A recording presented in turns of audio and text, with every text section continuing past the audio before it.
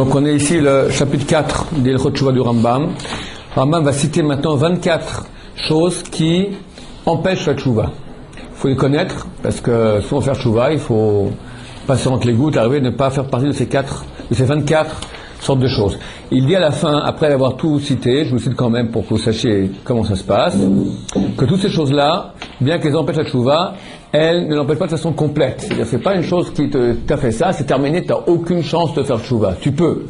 Simplement, c'est plus dur, et c'est une chose qui ralentit, on va dire, qui empêche normalement de faire teshuvah. Mais si quelqu'un il veut absolument faire teshuvah, on ne peut jamais l'en empêcher, et il a part au monde futur. Alors, quelles sont ces choses-là? Il y a des groupes différents. Le premier groupe, c'est Dieu qui va l'empêcher de faire teshuvah, parce que le péché qu'il a fait est tellement gros que du ciel, on t'a mis une sorte de, on veut plus te voir. On t'empêche, on met des sortes de, comme une histoire dans le Talmud, on raconte que le roi Ménaché, c'est le roi de tous les balais teshuvah. C'était un roi qui était une cinquantaine d'années, il a été roi. Pendant la moitié de ses 50 ans, 25 ans, c'était la Gestapo. La Gestapo anti-religieuse. Tout ce qui sait faire Torah, il a brûlé. Tout ce qu'il y avait de Torah, il a complètement éliminé. Et après, il a fait teshuvah. Et c'est le roi du palais du balais teshuvah dans Olam Haba. Et c'est marqué que comment il a fait teshuvah. Il a été pris en prisonnier, en otage, prisonnier en Babylonie. Et ils ont commencé à le torturer. Ils l'ont mis sur une sorte de casserole, comme ça. Ils ont mis un feu dessous, ils l'ont mis dans la casserole et il commence à sauter avec les pieds, il commence à faire un peu chaud. Alors il a commencé à appeler toutes les idolâtries qu'il connaissait. Le Baal, réponds-moi. Moloch, réponds-moi. Bouddha, réponds-moi. Tout appelé. Rien qui se passe. Enfin, il s'est dit, il y en a un qu'on m'a appris quand j'étais petit au Talmud Torah, c'est le Dieu d'Israël. Lui, c'est des histoires. Je vais quand même essayer. Mais vrai, c'est rien pour essayer. Voir si ça marche, c'est vraiment que c'est lui. Mais sinon, c'est vraiment de la foutaise. Et il appelle Dieu d'Israël, sauve-moi. C'est marqué que les anges, ils ont mis des écrans pour pas que la prière elle passe. Ils n'ont pas voulu que ça passe. C'est quoi ces anges? C'est-à-dire que quand quelqu'un il fait des péchés, ça crée des écrans. Et Dieu a creusé une mahila, une grotte spéciale par laquelle il a pris la prière de Ménaché, il a quand même accepté. Ça, c'est ce qu'on disons que les balais teshuvah, la force des balais teshuvah, c'est que Dieu, il rentre par un autre, pas par la voie. Dans la voie normale, c'est bouché. À cause des péchés que tu as fait, tu n'as pas de chance de revenir. C'est mort. Dieu va et te fait une sorte de raccourci, hop, tu te rends par là-bas. Maintenant, donc, il y a des péchés qui empêchent la teshuvah, comme Ménaché. Ça ne veut pas dire que c'est terminé pour toujours, mais c'est beaucoup plus dur, parce que ce que tu as créé comme ange maintenant, qui empêche ta prière, ta teshuvah, ce sont des anges beaucoup plus grands, des écrans beaucoup plus épais. Alors quels sont ces péchés-là? Il y en a 4. Amartit Arabim, celui qui fait pécher du public. Toi tu fais un péché, ok? Mais quand tu viens maintenant parler aux gens, allez, venez, allez, on va aller en boîte, allez, viens, allez, fais pas le sadique, viens, allez, on va prends un peu un pétard, allez, fais pas, allez, d'accord, viens, je connais des filles pour, ou bien il fait carrément des séminaires anti-religieux, il y a de ça aussi, où il empêche les gens de faire une mitzvah, pas forcément faire des péchés, mais il leur empêche de faire une mitzvah. Il va aller étudier la Torah maintenant. Allez, venez, on reste, on va sortir boire un pot. C'est permis de boire un pot, d'accord? Mais on peut étudier la Torah maintenant. Chaque fois que tu vas entraîner du monde à faire quelque chose qui est contraire à la Torah, c'est très grave. C'est très grave. Et c'est pas le sujet, mais entre parenthèses, faire le contraire dans le bien, c'est très bien. Quand quelqu'un il fait faire du monde plus de Torah, c'est certain que c'est le plus grand mérite qu'il puisse y avoir. C'est ce que Abraham il a fait. Abraham Avinu, il a été appelé par Dieu Ohavi, celui qui m'aime. Pourquoi? C'est celui qui aime Dieu, parce qu'il a fait 40 000 balais teshuvah. Lui et sa femme, Sarah s'occupait des femmes. C'est pas comme aujourd'hui où on parle aux hommes et aux femmes mélangés. C'était même séparé, même à l'époque, même chez les goïms, d'accord. Abraham on parlait aux hommes, Sarah parlait aux femmes. Ils ont fait 40 000 balais teshuvah. Qu'est-ce qui est resté de ces balais teshuvah? Rien du tout. Ils ont disparu de la circulation, on ne les connaît plus, on ne sait pas qui c'est, ils ont disparu. Mais le fait qu'ils fassent une action pour l'honneur de Dieu, pour qu'il y ait plus de Kedusha dans le monde, ça c'est un très grand mérite. Et dans le contraire, quelqu'un qui fait pécher les autres, ou leur empêcher de faire des mitzvot, c'est très grave, ça empêche la teshuvah. Le deuxième, Messit ou Médiar. Ça ressemble. C'est celui qui va faire maintenant, il va aller tenter quelqu'un de quitter la Torah, d'aller servir d'autres dieux, ou aujourd'hui il n'y a pas d'autres dieux, mais allez, quitte la yeshiva, qu'est-ce que tu fais ici? Viens, on va monter un business et on va aller au Club Med, c'est fantastique. Ah, qu'est-ce que tu perds ton temps, d'accord? Ça ressemble au premier, mais c'est plus précis, c'est au niveau de d'une bonne voie à une voie mauvaise. Pas simplement on empêche de faire une mitzvah, on fait faire un avéra, on prend une voie carrément, on lui dit change de voie, prends une voie qui est mauvaise. Troisième, celui qui voit son fils qui est en train de quitter la Torah et ne fait rien pour l'en empêcher. Et là, c'est sa vie, qu'il fasse ce qu'il veut, et puis tant pis, moi j'ai fait ma vie. Hein? Ça dépend comment on doit tenter de faire, il faut faire ces choses intelligemment. C'est vrai que les enfants ne sont pas des sacs de patates que tu peux mettre comme ça où tu veux, ils ont leur vie. Mais si tu sais agir, tu peux en tout cas essayer. Quelqu'un il peut pas. Mais il faut essayer, pas dire, ok c'est son affaire, terminé, moi j'ai rien à faire. Non, c'est ton fils, c'est une responsabilité. Le Rambam dit non seulement avec son fils, mais avec n'importe quelle personne sur laquelle tu as de l'influence. C'est marqué, quelqu'un qui a une influence sur sa famille, et il ne fait pas une tochecha, c'est corriger, leur dire c'est pas bien ce que vous faites, alors le péché revient pour lui aussi.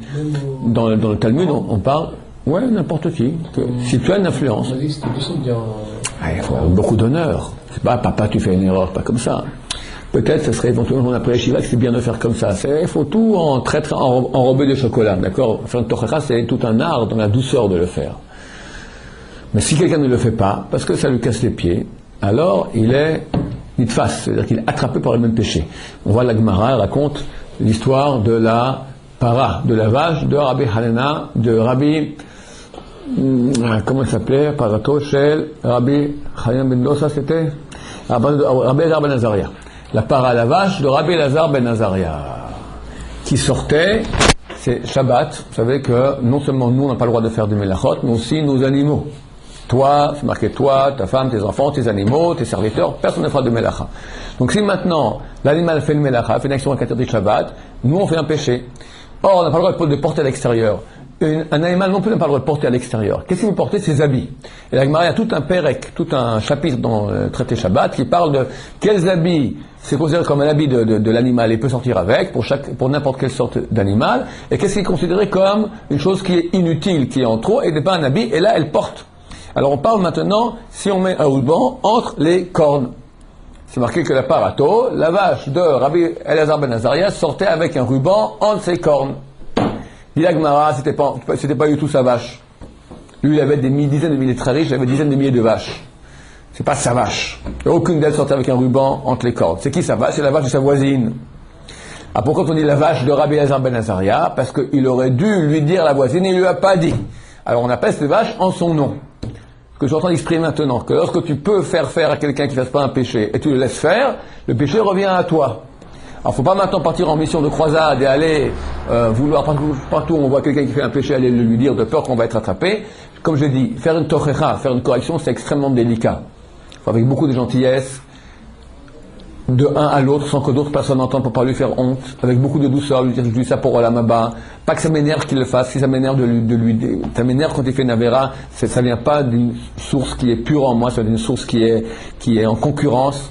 Il faut vraiment avec beaucoup de pureté, dans ce cas-là il va entendre, et on pourra, le faire quitter la bonne voie. Si maintenant, je n'ai pas fait ça alors que je pouvais le faire, alors c'est marqué, on l'a attrapé. C'est marqué le rav d'une ville, il est attrapé par tous les gens de la ville, et celui qui peut influencer sur toute la génération, sur le monde entier, il ne le fait pas, alors il est attrapé par le péché du monde entier. C'est une très, très, très lourde responsabilité. Il faut le faire plusieurs reprises ou pas? C'est-à-dire si la personne est sinon oui, jusqu'à ce qu'il t'insulte. Il dit arrête ou d'accord, ouais. Alors là, si la personne veut faire donc. Mais excuse-moi juste encore, il faut être propre du même péché. La Gemara dit, si tu viens maintenant faire une correction à quelqu'un, et lui te répond, tu viens me dire maintenant d'enlever le cure-dent que j'ai entre mes yeux, t'as vu la poutre que t'as entre les tiens? Toi tu viens me dire la shonara. Moi la shonara, ouais, ok, mais t'as vu un peu comment toi tu parles la shonara? C'est la façon de dire. Tu viens me dire maintenant de lever un cure-dent, un petit morceau de bois que j'ai entre mes yeux, t'as vu la poutre que tu as entre les yeux, toi?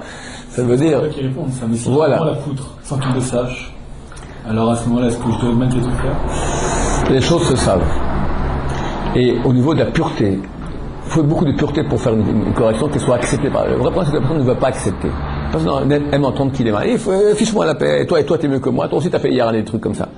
Si tu es pur à ce niveau-là, alors tu as beaucoup plus d'impact, parce que ça provient d'un sentiment pur. Oui, quelle est ta question? On a vu que c'est maintenant on allait voir une personne pour lui dire par exemple ça c'est pas bien de faire. Ouais. Mais qu'on n'est pas assez compétent pour lui dire, mais on le sait, on va le faire, donc on va lui dire. Alors fais autrement, viens quelqu'un dire à un rabbin qui pourra peut-être lui dire, et lui pourra lui parler avec plus de douceur. Il se trouve que là c'est la notion, par exemple, les Shiva, il n'y a pas forcément d'erreur. Maintenant, on se retrouve à aller à une édition, on dit, mais là ça va pas. Non, très bien. Très bien, très bien. Et après, la personne, voilà, va peut nous entraîner parce qu'on a appris que quelqu'un qui voulait essayer de, on va dire, de corriger les autres, pouvait tomber avec lui, s'il n'était pas assez fort. Et on a dit qu'il fallait faire très attention, et c'est pour ça que tant qu'on n'a pas de niveau, il fallait rien dire à personne. Si. Alors là, on voit qu'il faut dire. Non, si tu risques de tomber, alors on n'a rien gagné dans l'histoire, c'est certain. Mais si tu te taises, non, si tu te. Bon, il faut faire attention, c'est vrai que quand tu vas parler à quelqu'un pour le convaincre de faire une mitzvah, il y a un risque qui va te convaincre du contraire. Il faut être suffisamment solide pour ne pas tomber. Sinon, ça ne sert à rien. Si on va sauver les gens puis on coule avec, on n'a rien fait du tout. Au moins à la place qu'il y a un qui se noie, il y en a deux qui se noient. Ken. Quatrièmement, celui qui dit je ferai des péchés, après je ferai tchouva. Ou bien, celui qui dit je ferai des péchés, Yom Kippour, pardonne. Lui, on l'empêche de faire tchouva. Maintenant, un autre groupe. 5 choses qui cadenassent les voies de la tchouva. Comme ça, dit le Rambam. Cadenasse, ferme les voies de la tchouva. Elles sont celui qui quitte les voies du public. Le public, on vit dans une communauté, on vit avec des gens, et on dit par exemple à l'Eshiva, une petite communauté. Il y a quelques conférences qu'on amène, des rabbins, ou moi-même, on parle maintenant de l'importance de la tchouva, du Yom Kippour, et lui, il va dormir dans son lit. Alors il ne fera pas de tchouva, parce que les rabbins sont là pour réveiller les gens, pour leur dire de faire le tchouva, et lui, il est à côté, il n'entend pas ce qui se dit. Donc, il peut faire tchouva, il n'est pas au courant de qui, quoi, comment. Yom Kippour arrive, ok, Yom Kippour, un jour de jeûne, et la vie continue. Il passe à côté des choses essentielles de la vie.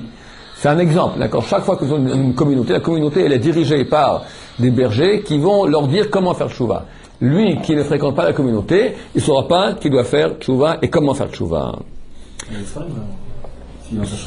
Oui, mais c'est pas... On vit en communauté, Il y a des questions, il y a des... La Torah, c'est une Torah orale, c'est pas une Torah écrite. Elle est orale. Mais tu vas les passer. Oui, mais c'est marqué Gadol Shimusham Elimuda, plus grand est le fait de voir comment un rav vit plutôt que d'apprendre chez lui. Parce que c'est une loi, tu vois comment, où mettre l'essentiel, où mettre l'accessoire. Celui qui apprend que dans les livres, alors c'est vrai qu'il pourra apprendre beaucoup de notions, mais il ne saura pas dans la vie qu'est-ce qui est accessoire, qu'est-ce qui est essentiel, qu'est-ce qui passe avant, qu'est-ce qui passe avant.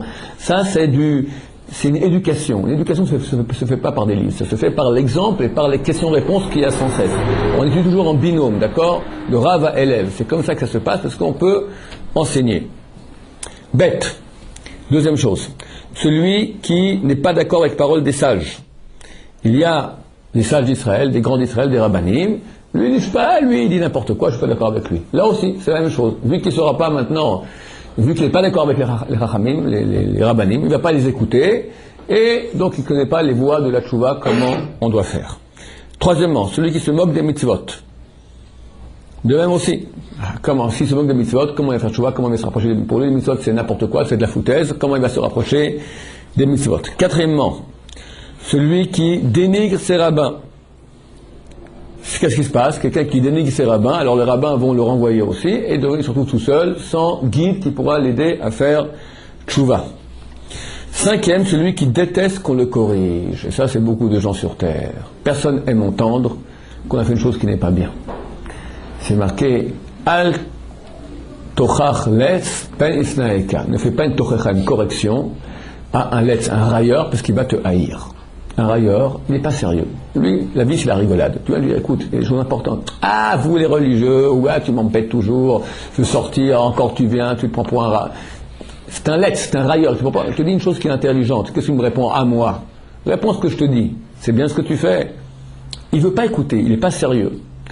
La suite du verset dit, fais une tochecha, une correction à quelqu'un de sage, il va t'aimer.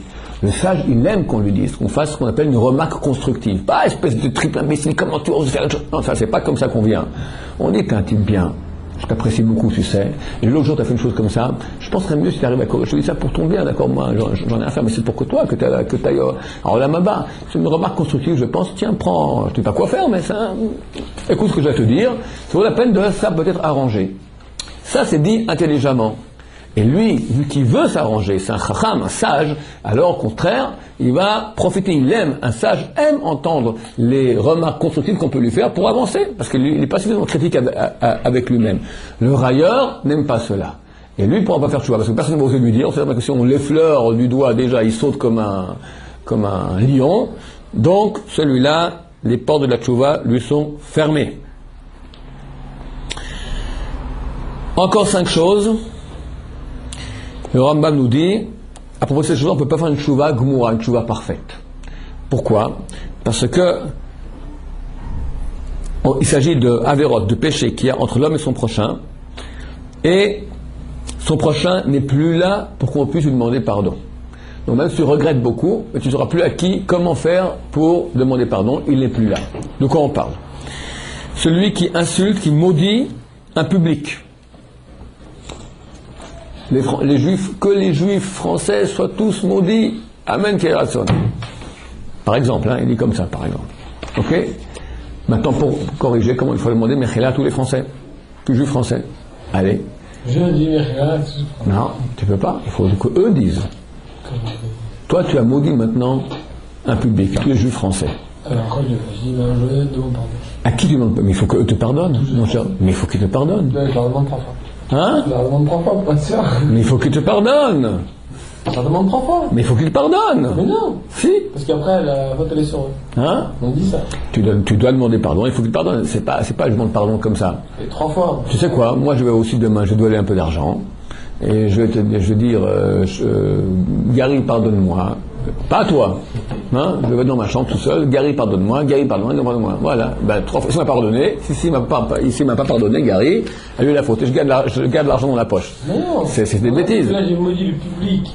Là, je demande pardon pour le public aussi. J'ai visé personne. Mais quand tu demandes pardon, il faut aller, tu dois avoir honte, ils doivent entendre que tu demandes pardon. Et là, ils disent, on pardonne. Si 3 fois, ils ont entendu, tu demandes pardon, et ils n'ont pas pardonné, alors tu es désengagé de l'obligation de demander encore plus. Mais si tu dis pardon dans ta chambre, c'est rien du tout. Je demande pardon. À qui tu demandes pardon? Au mur? Ben non. De la même façon que je les ai maudits. Mais quand tu fais malédiction, ça agit seul. Mais un pardon, ça agit pas seul. Un pardon, il faut le demander. Non, quand je suis seul. Là, je suis devant vous. Je dis maintenant, voilà, je maudis au nom de Hachem tous les juifs français. C'est un exemple. D'accord? C'est quelqu'un qui fait ça sérieusement, il doit aller demander pardon à tous les juifs français. Il n'est pas sorti de la galère. Donc, on a vu celui qui maudit un public. Il ne peut pas faire tchouva parce qu'il ne sait pas à qui demander pardon. Deuxième, le reseller. C'est-à-dire il y a des voleurs, un voleur, et toi, tu fais moitié-moitié avec lui. D'accord? C'est toi qui l'aide à écouler la marchandise qu'il a volée. Alors, tu es complice avec lui dans le vol, mais tu ne sais pas de qui il a volé. Un jour, tu fais tchouva. Comment tu peux faire tchouva? Tu ne peux pas donner son carnet d'adresse, d'accord, son fichier de qui il a volé. Donc, tu es complice avec un voleur, et tu ne peux pas faire tchouva parce que tu ne pourras jamais rendre l'argent qui a été volé. Donc, comment on fait? Donc, on n'est pas receleur. Tous ces cas-là, c'est un problème. C'est-à-dire que la tchouva n'est pas gmoura, la tchouva n'est pas totale. Alors, il y a une certaine tchouva.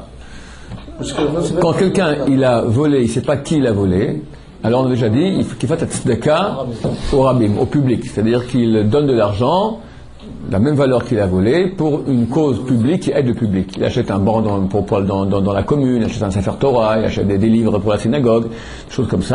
La région où il a volé, et en espérant que la personne qu'il a volé va utiliser ces choses-là, comme ça il l'a remboursé. Troisième chose, Si la personne n'est pas juive, on n'aurait jamais utilisé un Sefer Torah. Ok, je dis un banc public par exemple. Et pour la malédiction, c'est fichu? Non, malédiction c'est fichu, ouais. Qu'il est béni. C'est aussi grave de voler un goy que de voler un juif. Pardon? Les deux sont interdits de la Torah. Voler un juif, voler un goy, les deux c'est interdit de la Torah. De Oraita. Troisièmement, Hamotse Aveda, celui qui trouve une chose perdue. La Torah ordonne, que ce soit une chose perdue, tu n'as pas le droit d'ignorer la chose, tu es obligé de la prendre et de mettre des petits billets dans toute la région où c'était perdu. Avons trouvé porte-monnaie, avons trouvé un trousseau de clés, avons trouvé un stylo en or, avons trouvé n'importe quoi, soit restitué avec des signes. Veuillez téléphoner à l'adresse suivante chez monsieur Untel. Il faut mettre son nom, qui on est, l'adresse et le numéro de téléphone pour que le type puisse appeler. Après, il dit, voilà, c'est moi, qui ai perdu le stylo en or. Il faut lui demander, donne-moi des signes. C'est un Parker, c'est un... d'accord, il est un peu amoché sur le côté gauche. Bon, il faut qu'il donne des signes qui puissent, effectivement, tu puisses vérifier que ça lui appartient vraiment. Quelqu'un maintenant qui ramasse la chose et ne fait pas des petits billets, c'est casse-pied. C'est casse-pied, il faut créer 10 petits billets, aller les mettre un peu dans tout le quartier. Il dit, moi je ferai ça demain, après-demain, une semaine, 2 semaines, 1 mois, 6 mois passent. Au bout de 6 mois, il se dit, ouh là là, je dois faire tchouva là-dessus, le stylo en or, il est toujours chez moi, et bon, allez, Yom Kippour, je vais, maintenant je mets les billets, ça sert plus à rien. 6 mois plus tard, le type avec son stylo, il a déjà oublié son stylo, il est parti en Honolulu, et c'est complètement terminé.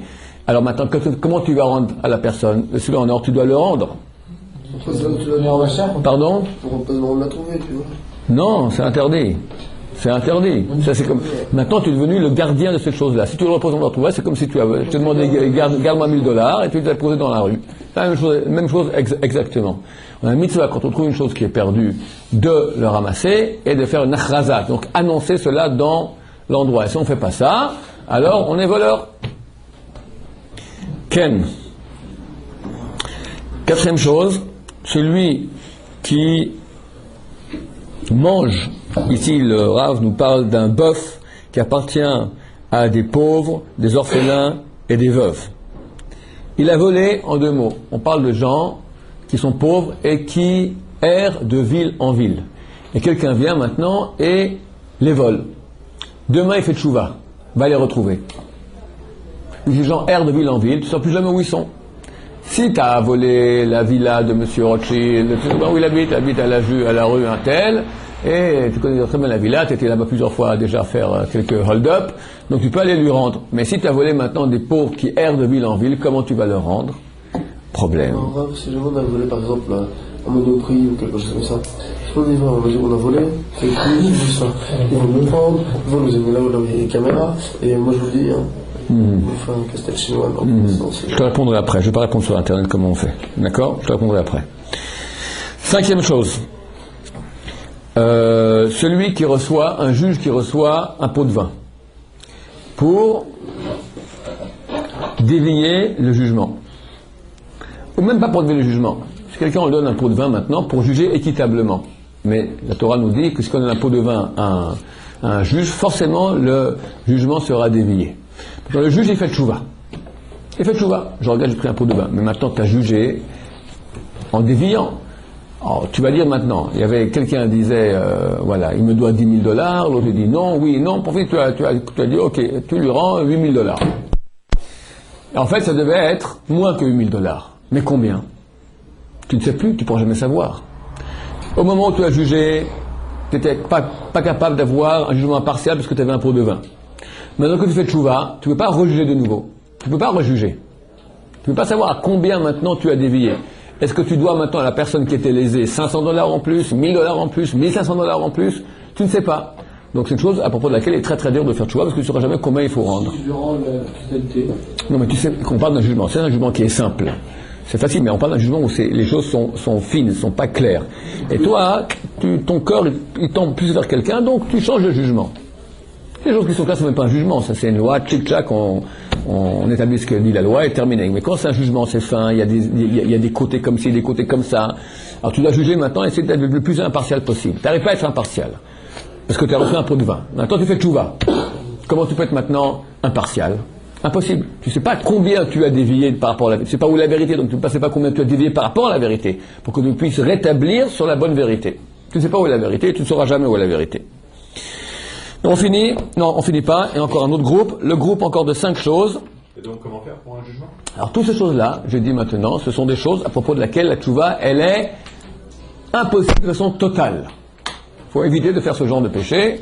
parce qu'après c'est très dur de faire choix là-dessus, parce que tu ne pourras jamais vraiment bien réparer. Dans le cas du jugement, alors que tu donnes le juge qui a fait un jugement impartial, qu'il rembourse la personne lésée d'une somme à propos de laquelle il est certain que c'est déjà au-delà de la vérité. Moi j'hésite, est-ce que je t'ai lésé de $500 ou de $1000, 1500? Écoute, pour être certain, je te donne $2000.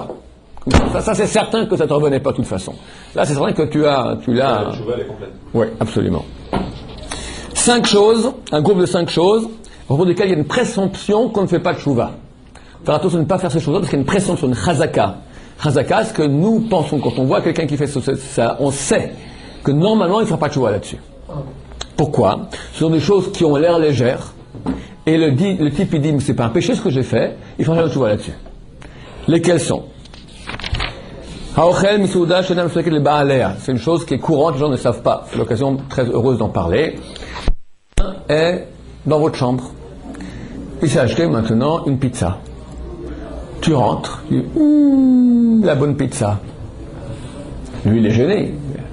Il mange sa pizza tout seul. Toi, en face, tu regardes la bonne pizza, tu ne manges pas de la pizza. Qu'est-ce que je dis? Tu veux un petit bout? Si tu me proposes, je dis pas non.